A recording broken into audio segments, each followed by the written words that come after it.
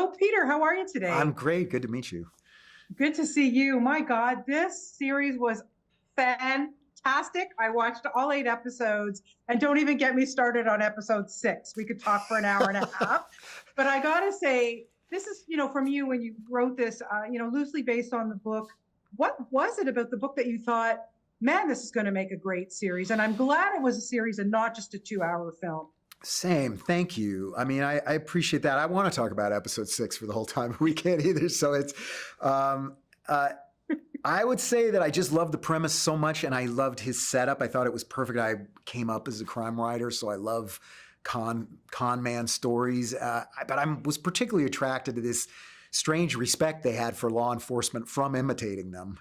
He has this line where we've got to be professional because people don't respect that badge the way they used to. So I loved the irony of it, and I loved the masquerading because implicit in that is characters who have something they're hiding from themselves. And I knew that was going to give us the arc for the rest of the show. I also liked the novel because it was wonderful for setup, but it had so much room for me to develop beyond because I don't know if you've read Dennis Tafoya's great novel. The second half of it, at about the midway point, it's resolved, and the second half is really a new story that begins. And so I told Dennis that I was going to stick with the initial story and take that to a similar emotional conclusion, but to do it by staying in the initial crisis and not doing kind of a before and after the way he does the novel. So in adapting that half of it, it gave us all this room for invention and all sorts of other storytelling. Yeah. And, Bryan and Wagner are great. Look, I know that Wagner stepped in and took on the role late. Oh, my God. I can't imagine two guys not doing this.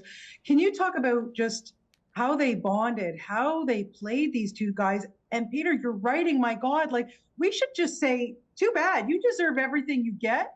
But we feel real sympathy for these guys. We did. That's what I want to do. I love everybody that I'm writing, so it comes across, and I believe that we're all pretty morally complicated, so I can actually make the stretch and say it's possible for somebody to feel justified in embezzling off of the drugs in a neighborhood that they feel like has been destroyed. The first part of your question, the chemistry between them was fantastic. It was immediate. I would say they did their first scene together, and Bryan came over and hugged me. And he said, thank God and thank you. It's not just that Wagner's so good.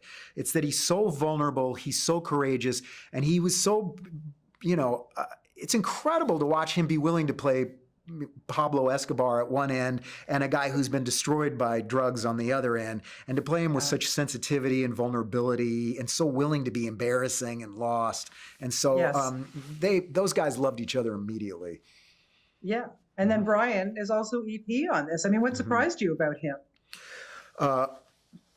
Well, nothing surprised me because I knew how good he was and I wanted to cast him, and he was the top of my list. It surprised me that there's no ceiling. We can't find it. You can throw him a million things to do and he can still do it. You can give him one more thing to play in a scene and he'll play it. He can play about 7 layers on a character, where he's lying to himself, where he's covering something up with humor, where the pain is.